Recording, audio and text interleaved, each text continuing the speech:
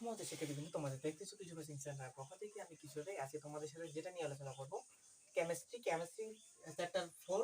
এই চ্যাপ্টার 4 এর সৃজনশীল ধর্ম নিয়ে আলোচনা করব। আশা করি এই ক্লাসটা পড়া মানে তোমার চ্যাপ্টার 4 সম্পর্কিত যত রকম সৃজনশীল আছে সবগুলো অ্যানালাইজ হয়ে যাবে। তোমাদের অবশ্যই বলবো ক্লাসটা প্রথম থেকে শেষ পর্যন্ত দেখতে হবে, ঠিক আছে? দেখো, sodium magnesium X Y Z এগুলো প্রতীকী অর্থে দেখানো হচ্ছে। এটা কোনো মৌল না, এক্স ওয়াই জেড শুধু প্রতীক অর্থে চিহ্নিত করা হচ্ছে, এটা কোনো মৌল না, এটা ফ্লোরিন, ঠিক আছে?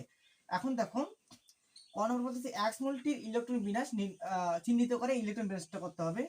আর খ নম্বর বলতেছে ওয়াই প্লাস 2 পারমাণবিক সংখ্যা বিশিষ্ট মৌলটি শেষ ইলেকট্রন 3D তে না গিয়ে ফরেজ অরবিটালে কেন প্রবেশ করে। আচ্ছা, ক নম্বরটা করে দিই যে এক্স মৌলটি চিহ্নিত করতে হবে। সোডিয়াম ম্যাগনেসিয়াম, তারপরে কি হবে অ্যালুমিনিয়াম, এই এক্স মৌলটি কি অ্যালুমিনিয়াম।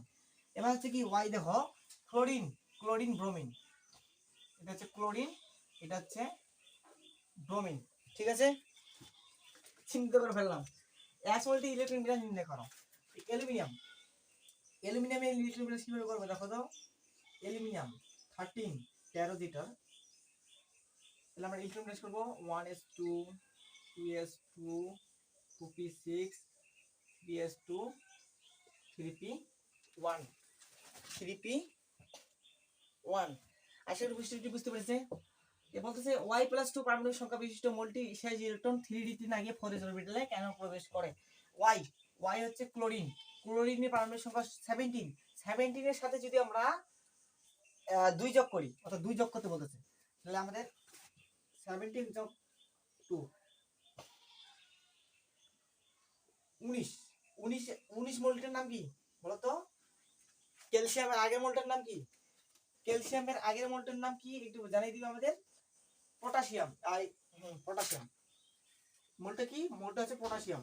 পটাশিয়ামের ইলেকট্রন বিন্যাসের 3D অরবিটালে কেন প্রবেশ না করে, কেন ফরেজ অরবিটালে প্রবেশ করে। অর্থাৎ potassium 19 1s2 2s2 2p6 3s2 3p6 3d 3d তে কেন না গিয়ে ফরেজ অরবিটালে প্রবেশ করে। এখন দেখো, আমরা জানি যার n প্লাস এলিমেন্টটা কম সেক্ষেত্রে ইলেকট্রনটা আগে প্রবেশ করবে সেক্ষেত্রে, আর যার n প্লাস এলিমেন্টটা বেশি সেক্ষেত্রে ইলেকট্রনটা প্রবেশ করতে পরে পড়বে, ঠিক আছে? এটা হচ্ছে আব্বাহ নীতি, ঠিক আছে? আচ্ছা, 3d আর 4s n plus l n plus l, সেক্ষেত্রে n এর মানে এখানে 3 আর d এর ক্ষেত্রে spd spd s এর, আচ্ছা দেখো spd f, s এর ক্ষেত্রে 1 l এর মান, আচ্ছা p এর ক্ষেত্রে 1, s এর ক্ষেত্রে 0, p এর ক্ষেত্রে 1, d এর ক্ষেত্রে 2, f এর ক্ষেত্রে 3। সেক্ষেত্রে এখানে দেখো d এর ক্ষেত্রে আমরা 2 পাচ্ছি, 3 দিয়ে 5 আর 4, এখানে হচ্ছে 4, আর s এর ক্ষেত্রে 0 অর্থাৎ 4। এই জন্য আমরা বলতে পারি যে যার n প্লাস l এর মান কম সেক্ষেত্রে ইলেকট্রনটা আগে প্রবেশ করবে, অর্থাৎ ফরেজ অরবিটালে n এর মানটা কম, এই জন্য এখানে 3d তে ইলেকট্রনটা না গিয়ে এখানে যাবে, ঠিক আছে? অর্থাৎ কত হচ্ছে 10 16 17 18 আর কি 19, ফরেস্টে একটা ইলেকট্রন প্রবেশ করতেছে, ঠিক আছে? আশা করি বিষয়টি ক্লিয়ার হয়েছে। এখন দেখো সোডিয়াম ম্যাগনেসিয়াম এবং এক্স এর আকারের তুলনা করো, ঠিক আছে? এখন বলতেছে আমাদের মৌলটি কি বলতেছে সোডিয়াম ম্যাগনেসিয়াম এবং এক্স মৌলটির নাম কি অ্যালুমিনিয়াম। সোডিয়াম ম্যাগনেসিয়াম অ্যালুমিনিয়াম এর আকারের অর্থাৎ পারমাণবিক আকারের তুলনা করতে বলতেছে। মনে রাখবেন একই পর্যায়ের বাম থেকে ডানে গেলে আমাদের পারমাণবিক আকারটা কিভাবে হ্রাস পাবে, মানে কমে যাবে।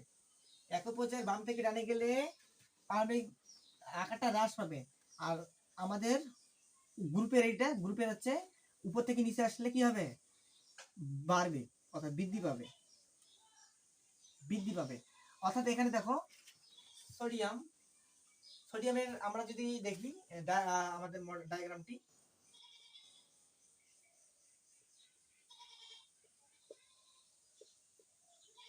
আটা দিয়ে 10 আর 11, তারপর ম্যাগনেসিয়াম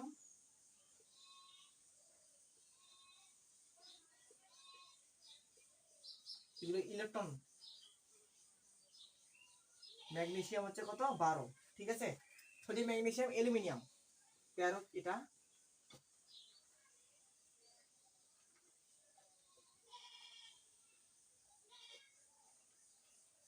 এবার 3টে ইলেকট্রন প্রবেশ করতেছে, ঠিক আছে। তো দেখো আমরা জানি সোডিয়াম, ম্যাগনেসিয়াম, অ্যালুমিনিয়াম এগুলো বাম থেকে ডানে যাচ্ছে, অর্থাৎ পারমাণবিক আকারের কোনটা কি হবে, অ্যালুমিনিয়ামের কম হবে, ম্যাগনেসিয়ামের তার একটু বেশি হবে, সোডিয়ামের সবচেয়ে বেশি, পারমাণবিক আকারটা বেশি, ঠিক আছে, সবচেয়ে বেশি হবে। তাহলে আমাদের পারমাণবিক আকারটা কিভাবে করতে পারি,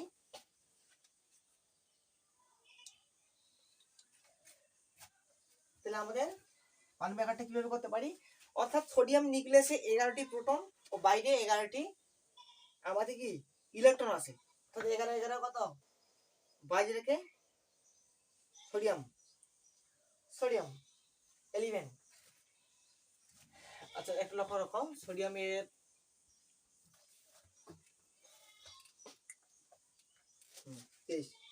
অর্থাৎ এর ইলেকট্রন আছে 11টি সোডিয়ামের, আর আমাদের নিউট্রন আছে কতটি, প্রোটন আছে এত, আর বাইরে আছে নিউট্রন আছে আমাদের, ইলেকট্রন আছে 13, আমি কি বলতেছি রে, মানে এরকমই আছে। দেখো আমরা যেটা বলতে পারতেছি, সোডিয়ামের পারমাণবিক আকারটা সবচেয়ে বেশি হবে, তারপরে ম্যাগনেসিয়াম, তারপর হচ্ছে অ্যালুমিনিয়াম, অর্থাৎ গ্রেটার দেন করে আমাদের হয়ে গেল, ঠিক আছে। একটু ব্যাখ্যা লিখবে, তাহলে অবশ্যই তোমরা বুঝতে পারবে, ঠিক আছে। এখন যেটা প্রশ্ন আমরা করব, এখন যেটা বলতেছে যে আমাদের এফ ওয়াই জেড তড়িৎ ঋণাত্মকতা ব্যাখ্যা করতে বলতেছে। ট্যাপটা হচ্ছে fluorine, chlorine, bromine, fluorine, chlorine, bromine. Fluorine 9, chlorine 17, আর ব্রোমিন হচ্ছে কত,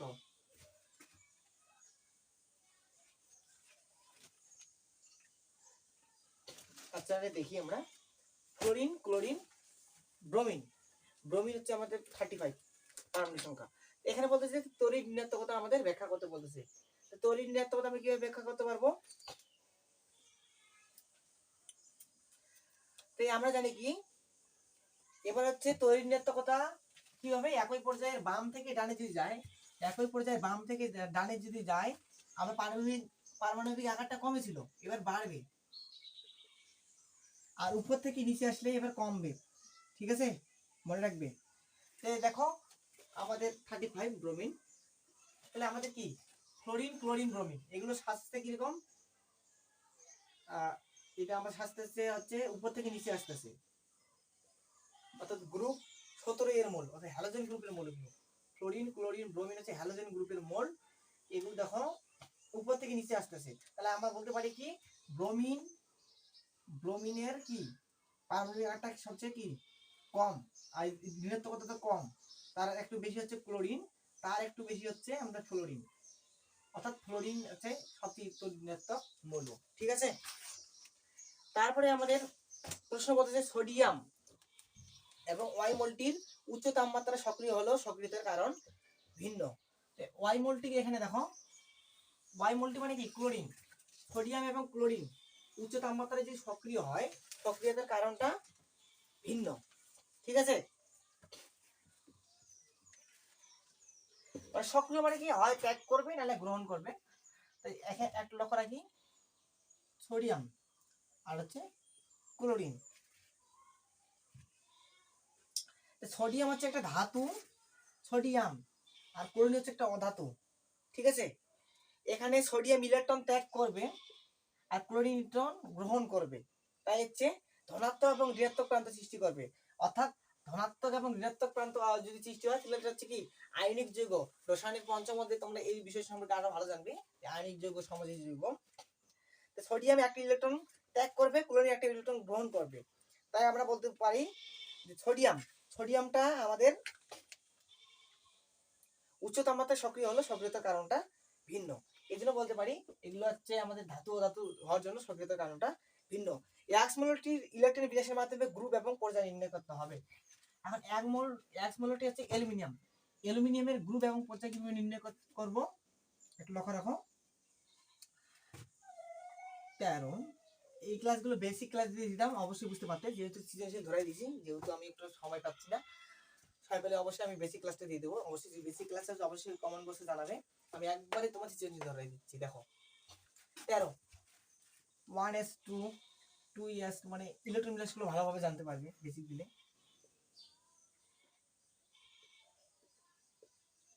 3s2 3p1 10 12 13। এখন গ্রুপ গ্রুপ এবং পর্যায় নির্ণয় করতে হবে আমাদের। কি গ্রুপ এবং পর্যায়টা নির্ণয় করতে হবে। সর্বোচ্চ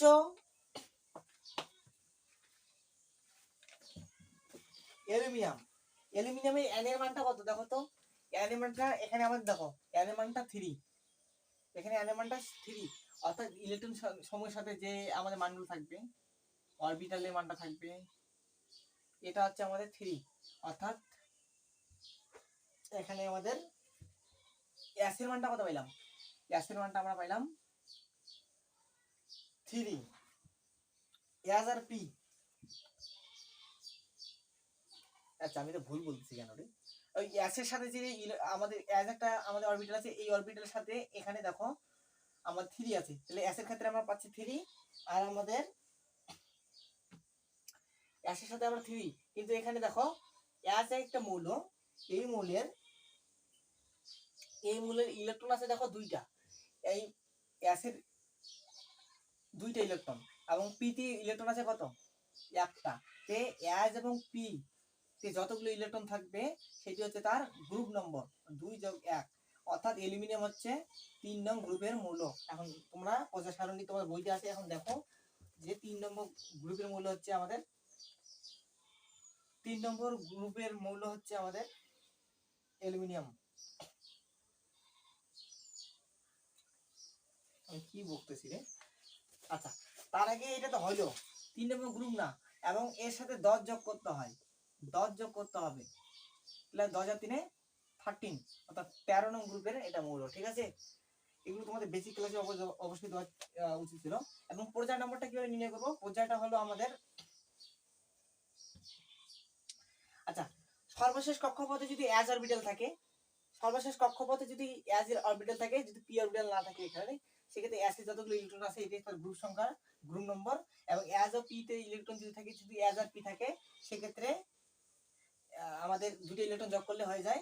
কিন্তু s ও p এর আগে মানে এর সাথে যোগ করতে হবে, s ও p থাকলে তার সাথে যোগ করলে আমরা ইলেকট্রনের সাথে যোগ করলে আমাদের হয়ে যায়। আর যদি s অরবিটালের সাথে যদি আগে d অরবিটাল থাকে, অর্থাৎ d তারপরে s আছে, তাহলে এই দুটো ইলেকট্রন যোগ করলে আমাদের সেই আমাদের গ্রুপ নম্বরটা পেয়ে যাব। ঠিক আছে, তাহলে আমরা গ্রুপ নম্বরটা এটা পেয়ে যাব। ঠিক আছে, এখন বলতেছি এটা পর্যায় নির্ণয় করতে হবে। পর্যায় নির্ণয় করার জন্য এখানে আমরা লক্ষ্য রাখতে হবে, এটা হচ্ছে আমাদের 3 নং পর্যায়ের মূল্য। 3 নং পর্যায়ে কেন মূল্য দেখতে পাচ্ছি, সর্বশেষ ইলেকট্রন গ্যাসের এখানে মানটা 3 আছে, এজন্য আমরা এখানে বলতে পারি এখানে 3 নং পর্যায়ের একটা মূল্য। এবার নাইট্রোজেন, অক্সিজেন, ফসফরাস, সালফার।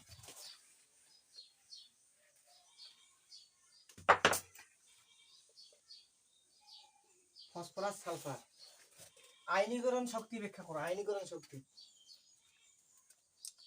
আয়নীকরণ শক্তিগুলো কিভাবে নির্ণয় করতে হবে। নাইট্রোজেন আমরা জানি কি, বাম থেকে ডানে গেলে আয়নীকরণ শক্তির মানটা কমে যাবে, আর উপর থেকে নিচে আসলে আয়নীকরণ শক্তির মানটা বাড়ে।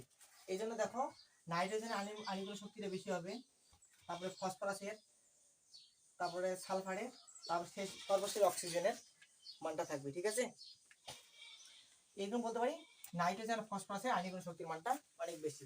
আজকে ক্লাস দিয়ে পর্যন্ত, পরবর্তী ক্লাস দেখা আমন্ত্রণ রেখে আজকে ক্লাসটি এখানে শেষ করতেছি। সকাল থেকে